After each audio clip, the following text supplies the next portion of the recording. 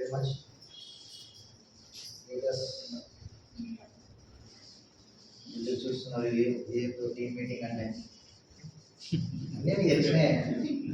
మళ్ళీసారి revise చేసుకుంటున్నాం అంతే.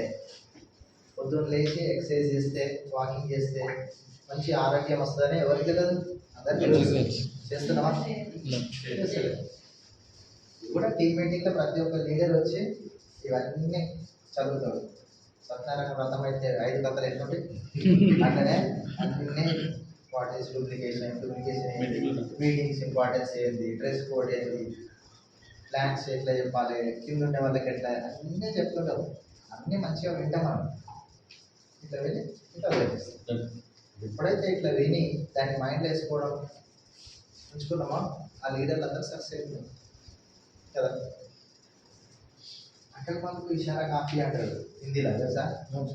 అక్కడి మనకు ఇషారా కాఫీ అంటారు. తెలివైన వ్యక్తులకి సరిగ్గా చాలా ఊకే చెప్పాల్సింది. శ్రీనాథ్ సార్ ఇట్లా చెయ్యి సార్, ఇట్లా చెయ్యి సార్, అంత మాట అవసరం లేదు. అందరం అంటే కదా. ఇట్లా మాకైతే ఇప్పుడు మేడం చెప్పారు కదా కపుల్స్ ఇన్వాల్వ్మెంట్ కావాలి అని చెప్పి నాకైతే ఒక్కో చెప్పలేదు. పొద్దులకుంట మీటింగ్కి ఫస్ట్ టైం నేను పోయినప్పుడు సింగిల్గా పోయినాను, ఒక్కరిని పోయినా. ఫోటోగ్రఫీ నుంచి నేను బిజినెస్లోకి వచ్చినా కదా, అప్పుడు వైఫ్ ఇన్వాల్వ్మెంట్ అవసరం లేదు కాబట్టి ఫోటోగ్రఫీలోకి వెళ్ళాను. ఇది కూడా అట్లానే ఉంటుంది ఏమోలే, లేడీస్ అవసరమా అని చెప్పి నేను ఫస్ట్ పోయినా. పోయే వరకు ప్రతి ఒక్క లీడర్ ఇంద్రవీర్ సార్ దగ్గర నుంచి ప్రతి ఒక్క లీడర్ కపుల్స్ కనిపిస్తున్నారు. అర్థమైపోయింది. నెక్స్ట్ టైం వచ్చినప్పుడు మేము ఇద్దరం కలిసి రావాలి. ఎవరు చెప్పలేదు. డ్రెస్ కోడ్ అప్పుడు టీషర్ట్ క్యాప్ జీన్స్ మీద పోయినా ఫస్ట్ టైం. అందరూ వైట్ బ్లాక్ ఫార్మల్ షూ ఇలా కనిపించింది ఫస్ట్ టైం. రైట్, ఈ 2 విషయాలు అయితే మనం ఇమీడియట్లీ మార్చేయాలని చెప్పి నెక్స్ట్ విజిట్ వచ్చినప్పుడు వైట్ అండ్ బ్లాక్ పక్కన పంపేసేసి, అంటే మనం చూసి నేర్చేసుకోవాలి. ఎక్కువ కాలం మనకు దీని మీద టీచింగ్స్ అవసరమా? వైఫ్ తీసుకురండి, ఫ్యామిలీ ఇన్వాల్వ్మెంట్ చేయండి, డ్రెస్ కోడ్ మార్చండు అని చెప్పని దండోర వేసి. డ్రెస్ కోడ్కి చాలా పవర్ ఉంది. ఇలా సార్ చెప్పారు కదా, ఇప్పుడు ఒక రోడ్డు మీద నిలబడితే ఆ ప్రాసెస్ ఉందని అంటే వాడు ఏ ఇన్స్పెక్షన్ ఏం కథలో అనుకున్నాడు పక్కకు తీసిండంటే డ్రెస్ కోడ్ పవర్ అనేది ఉంటుంది అట్లా.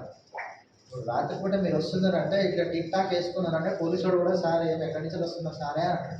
అది ఎస్ఐ ఉండని ఇన్స్పెక్టర్ ఉండే ఎవరైనా ఉంటాడు, ఎక్కడి నుంచి వస్తున్నారు సార్ అంటాడు.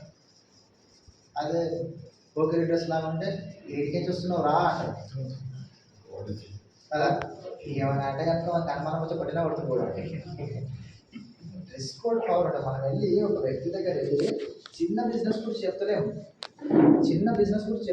చాలా మంచి పెద్ద బిజినెస్ గురించి చెప్తున్నాం. మనం ల్యాక్స్ వస్తున్నాయి, నిజంగా వస్తున్నాయా లేదా? మీకైతే నమ్మకం ఉంది కదా. యాజ్ ఎ లీడర్స్గా మీకైతే తెలుసు ఎవరెవరు లీడర్స్ ఎన్ని ల్యాక్స్ తీసుకుంటున్నారు, ఏ లీడర్ ఏ పని చేసేటోడు ఇప్పుడు ఎన్ని లక్షలు తీసుకుంటున్నారు, ఎట్లా కార్స్ అచీవ్మెంట్ అవుతున్నారు, మీరు కల్లారా చూస్తున్నారు కదా. బొగులగుంటకు వచ్చారు, ఎఫ్ఆర్ఏకి వచ్చారు, మీకైతే అర్థమైపోయింది. మీకు మళ్ళీ ఇంకా ఏం సంపాదించేది ఏం లేదు. మీకైతే ఈ బిజినెస్లో ల్యాక్స్ ఆఫ్ రూపీస్ ఉంది, తీసుకోవచ్చు అని మీకు అర్థమైంది. మీరు కొత్త వ్యక్తుల దగ్గరికి వెళ్ళి ఈ యొక్క నాలెడ్జ్ని షేర్ చేయాలంటే వాళ్ళు నమ్మాలి కదా. మరి లక్షలు వస్తున్నాయి, శ్రీనివాస్ సార్కి 14 లక్షలు వస్తున్నాయి అంటే చోరుకు పెడుతున్నాయి అనుకుంటారు కదా. మనకు అలవాటు అయిపోయింది, శ్రీనివాస్ సార్కి 14 లక్షలు వస్తున్నాయి అని మనకు తెలుసు, బెంచ్ ఉందని మనకు తెలుసు. కొత్త వ్యక్తికి అది నమ్మశక్యమా? నా ఇంకా 40,000 రూపాయలు ఉందన్నప్పుడు నా ఇంకా 40,000 వస్తుంది అని అంటే అవునా సార్ అని చెప్పాను. 50,000 వచ్చినప్పుడు అన్న 2 లక్షలు వచ్చింది అన్నప్పుడు వాళ్ళ ఫేస్లలో నమ్మకమే లేదు. 2 లక్షలు వస్తుంది సార్ నాకు కూడా అంటే అదే ఇన్నా అంటే వస్తాయా? 2 లక్షలు కూడా వస్తాయా? ఇలా 40,000-50,000 అంటే కనుక ఉండొచ్చేమో, కానీ 2 లక్షలు కూడా వస్తాయా అంటే నమ్మరు జనం. అంత పైసా ఉంది. 2 లక్షలు మనప్పుడు 14 లక్షల గురించి మీరు చెప్తుంది వాళ్ళకి ఎట్లా ఉంటుంది? నమ్మకం రావాలిదా? ఫస్ట్ మొదలే నమ్మకం ఉన్నది. మొదలు మనం డ్రెస్ కోడ్ వేయకుండా మనం పోయినామనుకో ఇంకేమన్నా ఉంటుందా? ఏముండదు. కొత్త వ్యక్తులు మొత్తం మన సొసైటీ ఎట్లా నిండిపోయింది అంటే బాలింసర్ చెప్పింది, నా సొంత తెలివి కాదు ఇది, బాలింసర్ సిడీలో చెప్పింది. మనిషి పుట్టుకతోటే లేజీ ఉంటాడు, రేపు చేద్దాం, రేపటి వరకు కూడా ఉంది చేయొచ్చు అంటే రేపు చేద్దాం, వారం తర్వాత వరకు చేయొచ్చు అంటే వారం తర్వాత చేద్దాం. కరెంటు బిల్లు వచ్చిన రోజే ఎంతమంది కడుతున్నారు? వచ్చి రాగానే అది అలవాటు ఉన్నట్టు డైరెక్ట్స్ మర్చిపోతానికి అర్థం ఏంటది రాగానే అట్లా చేయగానే అది మొన్ననే కట్టాం ఫస్ట్ టైం అట్లా. కానీ ఎంతమంది కడుతున్నట్టు చూడండి, ఎంతమంది కట్టారు? ఎవ్వరు కట్టరు. లాస్ట్ డే రోజు ఎందుకు రెస్ట్ ఉంటుంది ప్రతి దగ్గర? ఇప్పుడంటే ఆన్లైన్లో కడుతున్నామా, గూగుల్ పే, ఫోన్పేలలో. ఒకప్పుడు కరెంట్ ఆఫీస్లో పోతే పెట్టలేదు. ఎందుకు అంటే లేజినెస్. మనిషి పుట్టుకతోటే లేజీ మనిషి అంట, నెగిటివ్ మనిషి అంట. ఏది చెప్పినా నెగిటివ్గానే ఆలోచిస్తాడంట. అది మరి మన వంశపారంపరంగా మనం పూర్వీకులు మనకి నేర్పించిందా తెలియదు, లేకుంటే బై భర్త తెలియదు. కీడించి మేలించు, కీడించి మేలించు అని చెప్పి నేర్పించారు కదా, ఇది కూడా మనకి పూర్వీకులు. ఏదైనా కీడించి మేలించు అని అన్నారు. అది మంచిదేమో అని అనుకోండి, ప్రతి దాంట్లో మనం కీడునే దోలాడడం అంటే నెగిటివ్నే దోలాడడం అనేది చేసినాం, అవునా కదా? కనుక మనం ఇటువంటి సమాజంలోని మనుషులతోటి పని చేయడానికి సిద్ధపడుతున్నాము అన్న సంగతి మనం ఒకసారి గమనించాలి. ఇంత అద్భుతమైన ప్లాట్ఫామ్ తీసుకొచ్చి ఎవరికి ఇవ్వబోతున్నాం మనము? Lazy and negative mind set ఉన్న వాళ్ళకే మనం చెప్పాల్సి వస్తుంది కదా.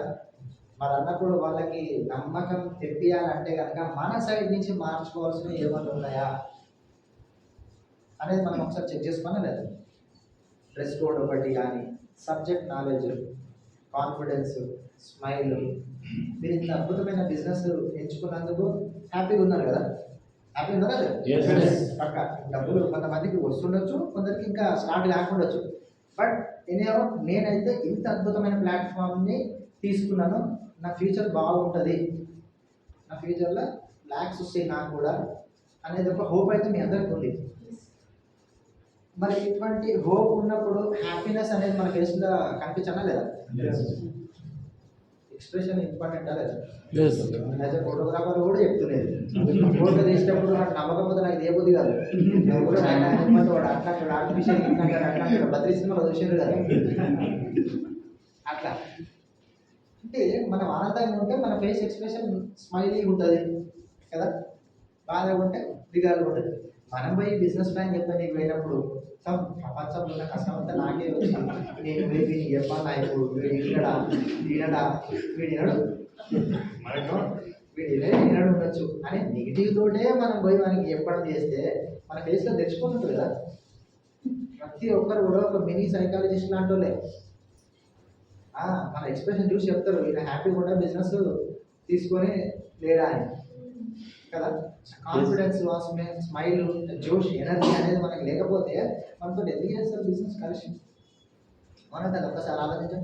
ఇవి బేసిక్ థింగ్స్, ఏబిసిడి లాంటివి ఇవన్నీ. Dress code, smile, confidence, excitement, ఇవి.